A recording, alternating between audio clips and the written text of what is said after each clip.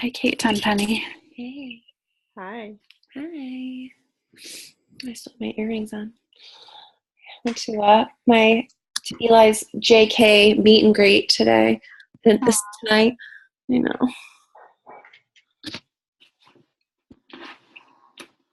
I love this book so much. Me too. I just feel like it has a lot of good tips, tangible things. And I have some options for us moving forward with regards to three-way calls. All right, let's just get started. People can hop on as they can. Okay. Catherine has been nice enough to offer to lead it. Sometimes I just prefer that somebody else does it. So I have lots of notes. We're going to try to keep this to 30, 35 minutes or less, okay? So we're just going to go over key points in the chapters and kind of explore, ask questions, and go from there. Catherine, why don't you go ahead and take it away, and I'll just add things in as I see fit, but we're going to try to spend, probably a little bit more time on the three-way call chapter, I would assume. But okay. Yeah, I just feel like there's so much to talk about. I took a bunch of notes, and then I took notes from my notes about kind of some key points that we could talk about. But obviously, chapter 4, what's your story? So the main topic here, obviously, is the story, and kind of pointing out that differs from our why. So I guess just to sort of get started and start chit-chatting about it, I think maybe just an open-ended question is, what stuck out to you about the whole story versus why? What are we doing? This really made me think about my own story, which is, I had just shared on Happy Hour last night. So this was interesting timing to kind of reflect on what I talked about in those 5 minutes, and noticing that I really kind of need to revise my own story. So what did this make you guys think about? What did you notice about your own story? And were you using your story and your why as the same thing? And remember, I'm a therapist and I don't mind super awkward pauses, so I'll wait. So you'll be patient and yes, I'll be patient. Well, for me, I've only shared my live testimony twice, so I have kind of like these bullets that I go off of when I'm sharing it. What it made me think is that I really need to condense it and to use the formula that she outlined, which is like this kind of like 4-step outline. So I've been trying to edit my story a little bit more, and I'd love for you, Catherine, to actually review it for me and see if I'm headed in the right direction. I'd be happy to review anybody else's as well, but I just think you have to make the effort. You have to actually do it in order for it to be helpful. Mm-hmm. Absolutely. I loved the whole, it's fact wrapped in emotion. Mm-hmm. I think it's key to be connecting with people's hearts versus just droning on and on and on. And that's something that I've tried to change along the way. I think when I first started, I would just talk and talk and talk. So that's something that is, I think, a really key point. I was fascinated by what she said not to put in our story. I think probably all of which has been in my story. I don't know if you guys honed in on that part, but, for us, I thought this one was interesting and shocking and huge, but the part about not using a product testimonial in your story. Hello, like that hit me like a ton of bricks, because what are we trying to focus on and what are we attracting? Well, no wonder, I have so many people that are interested in the product part or whatever. That's part of my story that I'm telling to everyone. Yeah. And she said, remember that with everything you say, you are and everything you say and do, you are teaching people how to do this business. Yeah. So that is why, I think our team in particular, I think that's what we struggled with the most is really sharing this opportunity with as much confidence and emotion as we do the products. And we have to connect with that. We have to tap into that, that emotion, that part of it, that why, you know, the whole what's in it for them thing, and kind of tailor that to your story, and kind of get good at that, to know what you can pull from your story that's going to resonate with them, on the opportunity side of things. Mm-hmm. I like how there was a lot of talk about vulnerability, and just that people are drawn to your authenticity. So really, even if you don't feel like you're completely ready or comfortable to sharing your story, just like take a stab at it, because that shows like who you really are. It's you being genuine, and people can really resonate with that as well. Absolutely. So in the interest of time, and I know there's a ton more things that we can talk about in all of the chapters, but does anybody have anything for sure that you want to share from chapter 4? Otherwise, maybe we should move on to 5, so that we can try to get through them. Let me just go through. Just collecting other people's stories, kind of having like your go-to stories. That really, you know, stuck out to me as well. However you want to collect them. I think, Catherine, on your Facebook group page, you have, you know, kind of separated by themes, like your diamond documentary. So that's great. It's like a really quick way to go to those different stories. Mm-hmm. Yep. I wrote the diamond docs down, you know, to have for your professional library. I mean, they're broken down into all different categories, so you can pull from them. And I recommend to all my new people to watch one diamond documentary each every day, and then create a log, so that you know which ones kind of resonated with you. Hey, Jamie, and how you can kind of you know, place that with them, because you know, you need to see them too, so that you can connect to them. I think the only other thing that I really wanted to point out was that the power really, really lies within your truth. And you have to increase your belief to be able to inspire other people. And that's your belief in yourself too, right? If we don't feel like we can do this, it's really hard to inspire someone else to believe that they can do that or have that within them. Because we're definitely not in the business of convincing. And I know this is totally not part of that chapter, but that links right into like the very last sentence of our last chapter about the thing that we're most unsure of and most uncomfortable with is the thing that we're going to be asked about the most. So I feel like it all kind of goes in a circle or a cycle there for sure. So chapter 5, I think the bulk of that was those 14 reach out rules, which I also loved. Yep. My favorite was you can't say the wrong thing to the right person. Mm-hmm. Right. Because I loved that. Yeah. I like, sorry, I'm late, but when I started highlighting in chapter 5, I need to like start that from the beginning of books, because I feel like then I can easier go back. But one of the things I highlighted that I liked, and we were kind of talking about this earlier today, is that if you find yourself in the convincing mode, you're likely not asking the right questions to connect them with what this really could do for them, or they're just not ready. Mm-hmm. But I do feel like part of that is asking the right questions and keep going with the questions till you kind of get there. So I do feel like sometimes we find ourselves trying to convince people to do, whether it be the products or the business or whatever. Mm-hmm. Exactly. And then it can kind of sound desperate. And if we can kind of detach from the outcome and ask those questions so that we can, he keeps on saying in the last couple chapters, Jamie's bumping. She keeps on saying something about we can't educate what's hidden.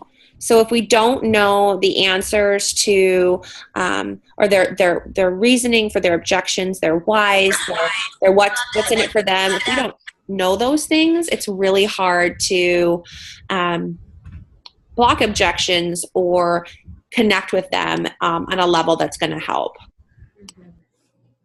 I loved the pain and no pain list Mm-hmm. she talked about. Yeah. What a great way to just sort of have it in front of you, something that is like really, really a good way to sum up what their thing is. Right. And I think it helps you to put the opportunity first. So remember always to put the opportunity first. If you're sitting down before, you actually connect with somebody and listing these things out. I actually used it today. One of my former students, just what I've known about her, what conversations I've had with her and what I see on Facebook, I kind of made that list and then approached her from that angle, and it went really well today. So Great. I think there's definitely value in it. Yeah, for sure. I mean, it's worked for Romy and so many others. She's obviously with Rodan and Fields, but I think the other cool thing was just to focus on the facts that we are share people, not salespeople, and we don't focus on what we can get from others, but instead we're curious about others' hopes, dreams, and desires, and genuinely are interested in giving. Be interested. I think that's the key there. Be interested, and always be interested when you're out and about. I think there's so many times when I have to say to myself, like, stop being so like in your own head and space all the time, just trying to get things done instead of just kind of being a little more familiar with what's around you. Jessica, you had talked about that on our Zoom today about being, next to that person at football practice, and just being aware and just talking to someone instead of reading a book or looking at your phone. Well, I think sometimes, I don't know, at least for me, I feel like I always have like a kid around, and I'm always on. And so when I get those moments, I just tend to like not want to talk to anybody. I just want to look at my phone or read a book. And yet those are the perfect opportunities in this business to make a new Facebook friend. And so, I just have to remind myself of that. Because like I said, that was an example of where I probably would have just been on my phone, super comfortable with not talking to anybody, and it was just practice. I just happened to be there while watching him a little bit. So yeah. And that's part of the sacrifices, you know what I mean? Yeah. And those are smaller sacrifices, but they're still sacrifices because, I mean, I get it as a busy mom. I mean, totally get it. I thought it was also interesting how she talked about business first and then referrals and then products last, or becoming a customer last. Flipping those last two. Yeah. No, I think that because I guess if you think about it, if someone has referrals, they might like come for full circle and be like, well, wait a second, maybe I can't, you know what I mean, do this. Always defaulting to the products, but having those three things in mind: opportunity, referrals, customer.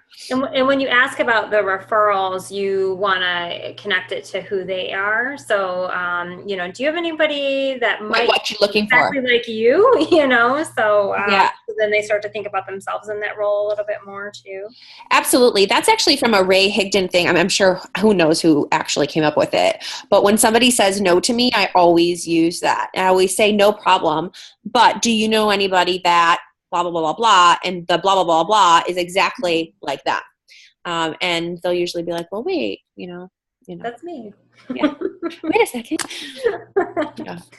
I love the Tony Robbins quote too: perfection is the absolute lowest standard you can have for yourself because it's absolutely impossible to attain.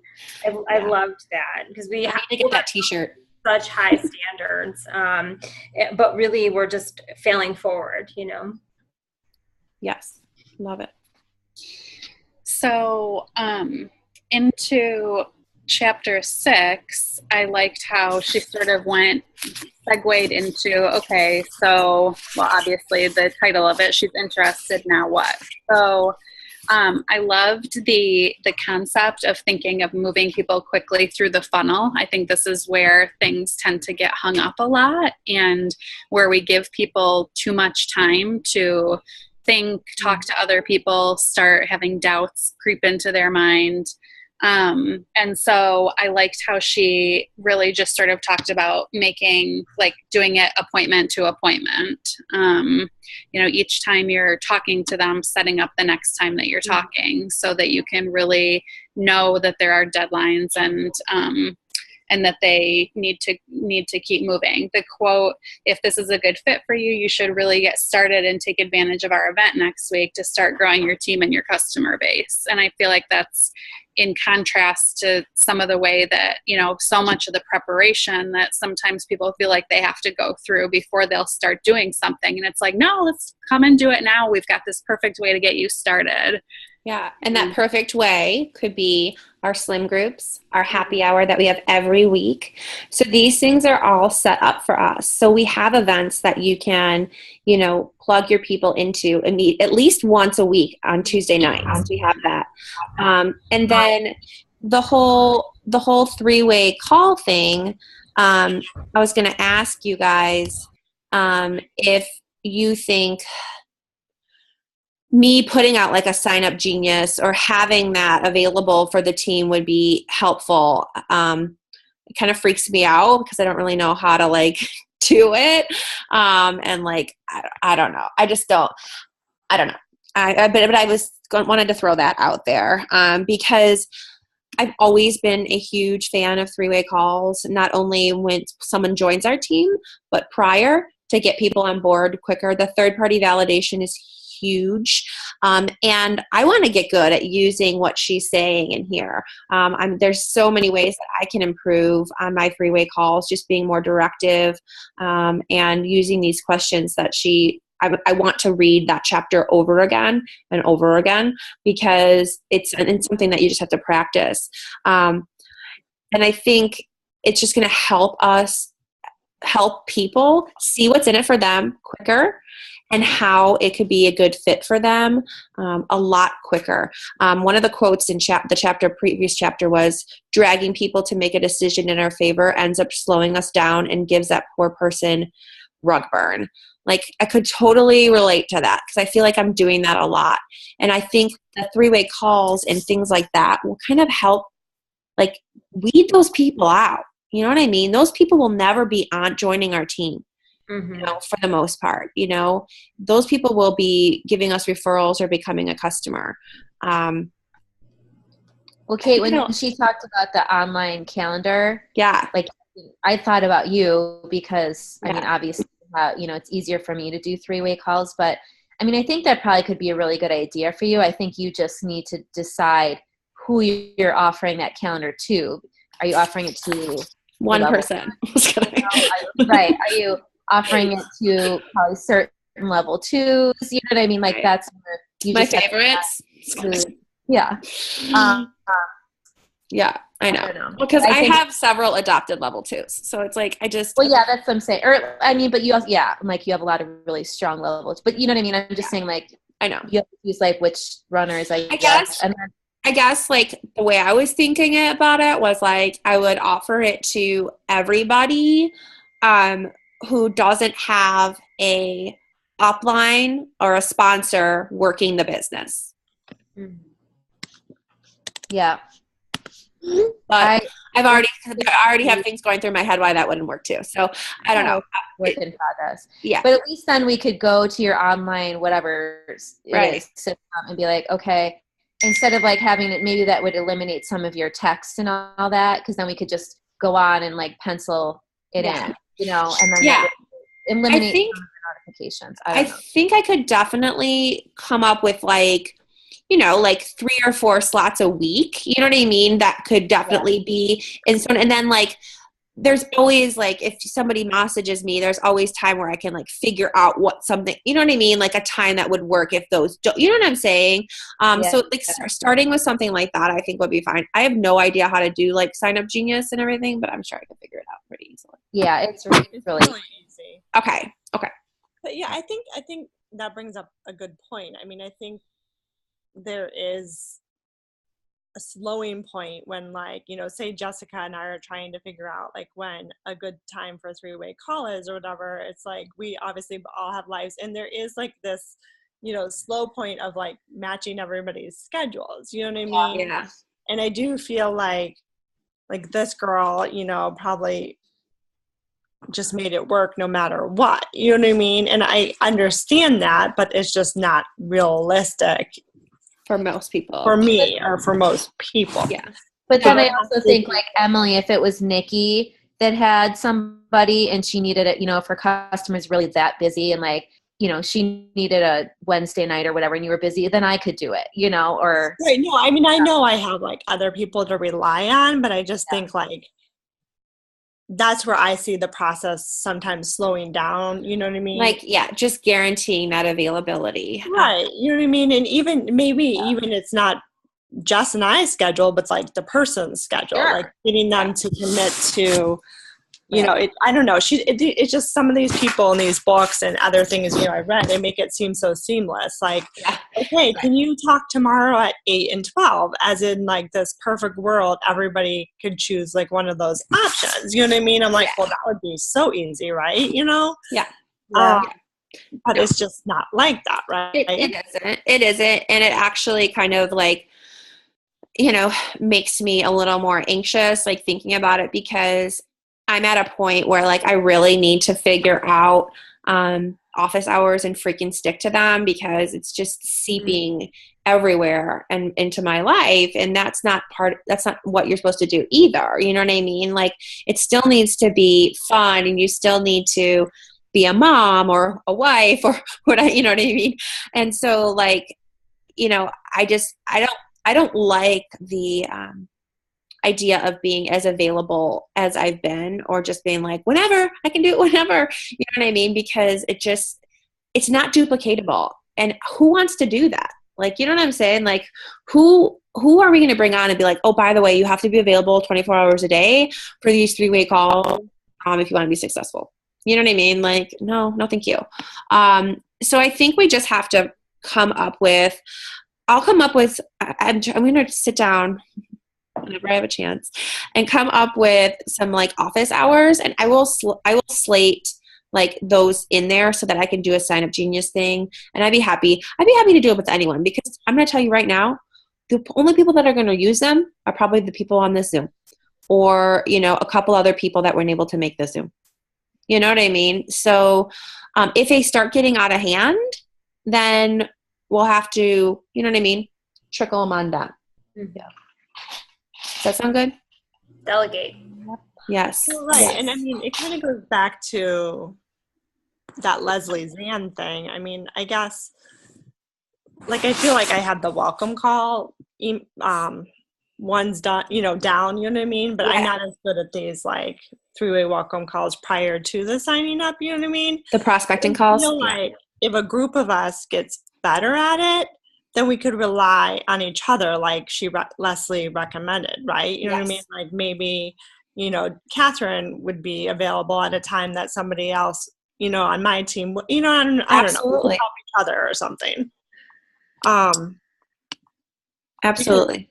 I do find value in that, and I thought that was a good point. And that time I had to use Diane Girardis. It did work out actually quite well, because the two of them had a common problem, you know what I mean? And, but it was just like, it worked because somebody was available,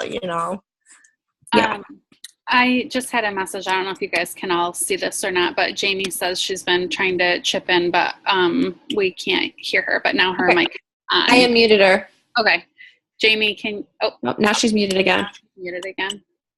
I'll unmute her again. Now you're unmuted. All ended. Oh.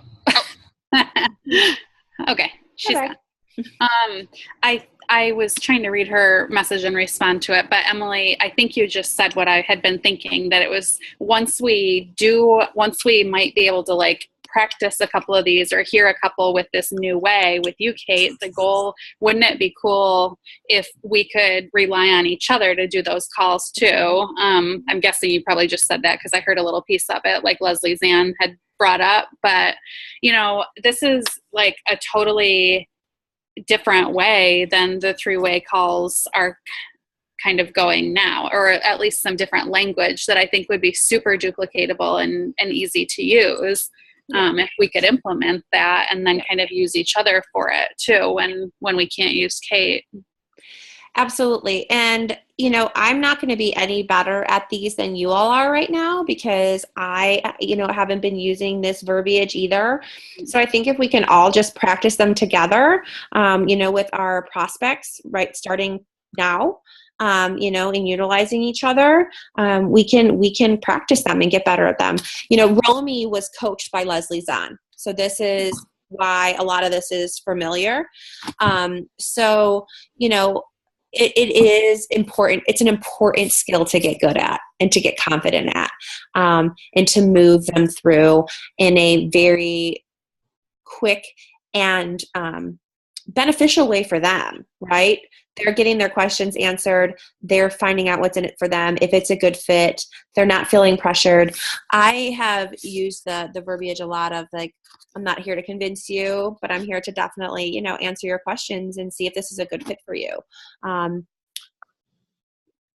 Yeah. Yeah. Other thoughts or questions about the three-way? Well, the other thing about the three-way was that basically we're not supposed to be asking, but telling our prospects what the next steps are. And I think some of us as social workers are really not good at that because we're more of like, how do you feel? You know what I mean? And we have to be a little bit more directive and confident. That can be attractive to people. And it's not being pushy, but more of like, I love the whole scale thing. Like on a scale of 1 to 10, where are you? And kind of using that to navigate your next steps. As she said, if it's a 1 through 4, she goes straight to, this is probably not, doesn't sound like a good fit for you. However, right into the customer or referral route. Using scales is quite social worky though. Yeah, that is. But it's, I think it's important. And a lot of these skills it's why social workers are good at what we do too, and teachers, because you care about people and you listen and, you're good at those types of things. But sometimes we can be a little, I don't know what the word is. It's not as bold, I guess, not as confident. And maybe I don't know if it's a lack of confidence. It's just our posture. I think that's what I'm trying to get at. Not pushy is the word that comes to my mind.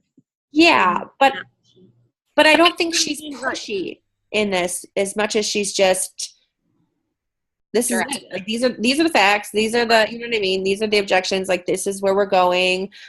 Sort of thing, versus like, you need to sign up now. You know what I mean? Like, she's putting the ball in their court, but like really guiding them. At least that's how I see it. Mm-hmm. Kind of like going back to the appointments, like that was something that I haven't been doing. I'm like, okay, I'll follow up with you whenever, sort of thing, rather than saying, I'm going to follow up with you between 8 and 9 tomorrow morning. If you're not available, I will call you back, so letting them know exactly what you intend to do, and hopefully they sort of come along with that. Sure. Okay. And I think she brings up a good point that we worry that it's going to be pushy, but really it's just professional. Like, don't we want the business that we're working with to be professional and be organized and like act like they know what they're doing, instead of like, oh, do whatever you want, we don't really care. It's Yeah, I think that would make me feel more comfortable and secure if I was the prospect. Mm-hmm. Yeah. Objections. So I loved how she started it off by just sort of saying, don't fear objections, embrace them, and use them as an opportunity to move the conversation forward. I think that we're so fearful of what happens if they have an objection, that we see it as, a bad thing. It really made me think about, like I mentioned earlier, whatever you're most unsure of is what you'll get asked about the most. And I feel like that's true for me. And I wonder if it's true for you guys too, and kind of what you notice with it. I have learned to love objections just because I feel like I had them all. Mm-hmm. So I have a story, but I'm sure some people fear them. I feel like that's where you are growing the most, though. When you are facing these objections, you really have to think on your feet, and also maybe admit that you don't know the answer, and then you come back with something like, I don't really know about that. Let me think about that a little bit more. Let me check into that, and then you get back to them. I think that's where a lot of this personal and professional development can come in, and building more of a knowledge base too. Yeah. I think people in the beginning, when they first start, they're terrified of objections. But like now, we know it's a good thing because they're actually looking into it. And the thing I took from this chapter is just, I really liked the clarifying questions she had. Highlighted almost all of them, because I agree with her statement. I think it was something like, sometimes people don't even know what the hell they're objecting to, but they're like, oh, it's pyramid. Well, what? Like, so you like did, you know what I mean? Or like, I don't know, there were such good ones. I don't have enough time. Well, how much time do you think you need to start building your own business? I really liked that question. Yeah. Time do you need? Like, what is their opinion? Like, what is their idea of, are they thinking 40 hours, 20 hours? Like, what are they thinking? Yeah. We're all good. Why do you think you need, or I'm not a salesperson. Why do you think you need a sales background? I thought that was good too. Yeah. And saying, well, I'm not looking for somebody who has 40 hours a week to give. I'm looking for somebody to prioritize the 10 hours a week that they do have, or, being able to just sort of say, it's not this, this is what we need. And you can do this too. That bill. Yeah. And I agree. I think busier people are more successful. I know. I mean, that's one of the reasons I like Plexus too, because it's like, I need to just stay busy. If I'm not busy, there's stuff I should be doing, but I don't do, I'm like, oh, yeah. I don't know. It just kind of keeps me, I'm with you. I think structured is the word I think of. I feel this way at work even before I started Plexus. Like if I just have a day without meetings and I'm just kind of trying to fill my own day with my own work, like I don't feel nearly as productive as when I have a few meetings. I can structure what I need to get done around those meetings. And I feel the same way with Plexus. Like if I can really devote certain amount of time or certain hours to it, I'm going to be more successful, more productive in it than just doing it like, oh, I feel like working on it right now, Yeah, that goes back to like power hours and things like that, and why it's so important to schedule that into your time, to schedule three-way calls, to schedule meetings with prospects. But I think objections are truly the way to find out people's pain, to find out people's, what we can add value, what's in it for them, sort of thing. But also with every objection, and literally the ones that she mentioned, I have never had a different objection. Those are the objections we get, right? And so, I know and have a story for each of those about people. Most of them can pertain to me, but about people that fit those objections. And so having a very short, clear story, and when I say short, I mean, 15 seconds of somebody, Catherine putting her products in her drawer, and not taking them for 2 months, people that have 11 children and homeschool who are at the top of our company as far as no time. There's so many ways to block those objections with people who are exactly in that boat or the same boat as them, who are at the top of our company. So I think that's good to use stories too, to kind of, those questions are awesome. Yeah. Again, I think it's just about practicing. I think it's about revisiting. I think this book is amazing. I'm so glad there's so many people reading it. I hope they're reading it at least, but not on the Zoom tonight. Yeah, right. If they're not, it's their loss, right? So yeah, I love it. But yeah, okay. So chapter 8, 9. Want to do chapter 8, 9, 10, 11 for next time? Is 4 chapters too much to fit in a Zoom? Catherine, you did a really good job with. I think it's fine. I think that this book is it's certainly not too much to read. I think there's just so much to talk about that, but it gives us good fodder for kind of what to follow up with in private conversations too. So I just saw the title of chapter 12, Karma's a Bitch If You Are. Well, let me just throw this out there. It does go through chapter 16, so I don't know if you want to separate it into 3 more sections or 2 more big ones or what you want to do, but that might play a role. Good point. Lacey and her math skills. All right. I think I would probably err or side on the 3 versus 2, but it's up to you all. So maybe 12, 13, 14, Yeah. 15, 16? Wait, we're on 11? No. We're 8 is the next one for us. Oh, yeah. Okay. So 8, 9, and 10 for next week? Yeah. Or not next week, for 2 weeks from now? Okay. Yeah. That works. Okay. All right. So the next one is the 13th, I believe. Let me just confirm. Yep. Cool. 13th. 9 o'clock works again. Yeah, 9 o'clock works. I'm joining a small group. Well, John and I are, for our church. It's going to start on Wednesdays, but it's from 6:30 to 8, so I should be back in plenty of time to hop on. If anybody wants to lead the next one, please feel free to message me. I enjoy it. I don't like to talk all the time.